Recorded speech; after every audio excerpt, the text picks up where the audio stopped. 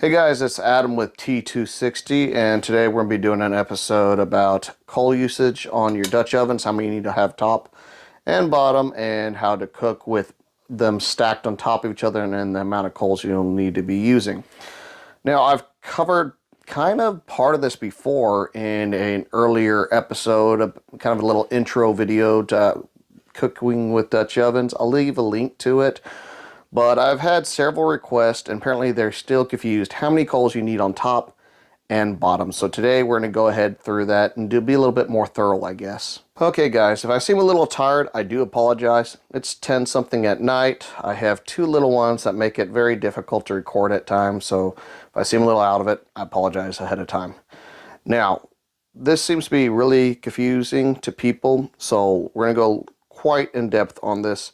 If you have one of those briquette charts, chunk them. Even Lodge makes them. I'm not sure why, because briquettes come in different sizes.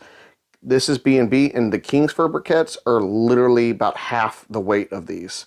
These burn longer, so this is why I use them. So if you have a chart that's telling you to use 30 briquettes, but these ones are twice the size, it won't work. So don't use charts at all. Now, the rule of thumb is you need 2/3 of your briquettes on top and 1/3 on bottom. And the reason for that is heat rises, okay? And the ones on the bottom are just hitting, the heat is hitting the bottom directly. So if you're going to do 50-50, you're going to burn whatever you're cooking. So always have more on top than you do on bottom, at least 2/3. Now, when I do things such as breads, and even certain cakes that are more delicate, I may even put 3/4 of my briquettes on top versus what's on bottom. And this is to prevent from burning, especially if they're going to be a long cook time. So let me show you what I mean by 2/3 on top. I'm just going to go ahead and show you this. I got 12 on top here. Now, sometimes you may need to add more, depending on your size Dutch oven and the cooks. And I got 6 on bottom. So hopefully that does not confuse anybody about that anymore. Now, briquettes are made from charcoal. Now, when they make charcoal, this is actual charcoal I got next to me, and this is called lump charcoal, if you guys can see. And they come in different sizes. It's, from mesquite wood, oak wood, whatever you may have locally. And some pieces are too small to put in a bag of lump charcoal, so they get powderized and they get turned into this and put into a form.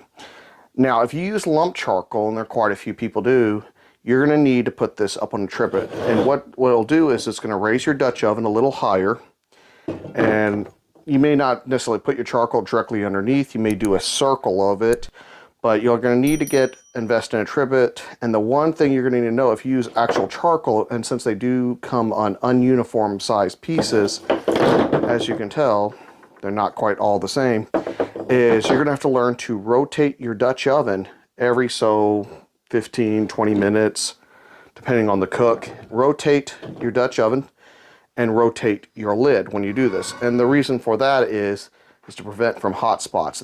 When you use briquettes, it's going to cook evenly, and you won't get the little, all of a sudden, one spot cooking faster than the other. And that will be the same thing on the bottom. You'll get a spot that's cooking faster than the other, just because they're not uniform. They will burn. Some will burn a little slower, some will burn a little faster. So keep that in mind. If you use real charcoal, you're going to have to need a trivet to bring it up. Now let's talk about cooking while stacking your Dutch ovens. Now this is kind of neat if you want to be more efficient with your fuel source. You might want to consider stacking your Dutch ovens and cooking. Now there's a few things you need to know. You do need to put a smaller one on top, and kind of, if you notice how it stair steps, right? And there's a reason for this. Remember how I said you use 1/3 of your briquettes on the bottom?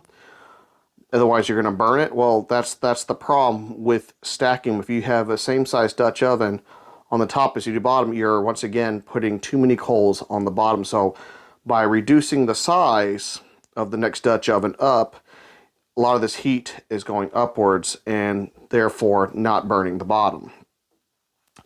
Now, another important thing to consider is also when you do cook this, if you have them stacked up like this, remember, whatever takes the longest time to cook needs to be on the bottom.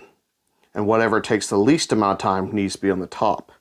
The reason being for that is if you need a check on something or it needs a little extra TLC, little tender love and care, you're going to have to unstack your Dutch ovens to get to whatever you're cooking on the bottom. So if whatever needs the least amount of care, put that on the bottom as you cook. We forgot something real quick, but I know I'm going to get asked this. Experienced Dutch oven cookers already know this, but yes, I saw that we forgot to put the coals on there. So remember, coals on top, coals on bottom, which this is the top, and once again on the bottom. So make sure each Dutch oven has its set of coals. So remember, guys, when cooking with the Dutch oven, if you're using briquettes, 2/3 on top, 1/3 on bottom.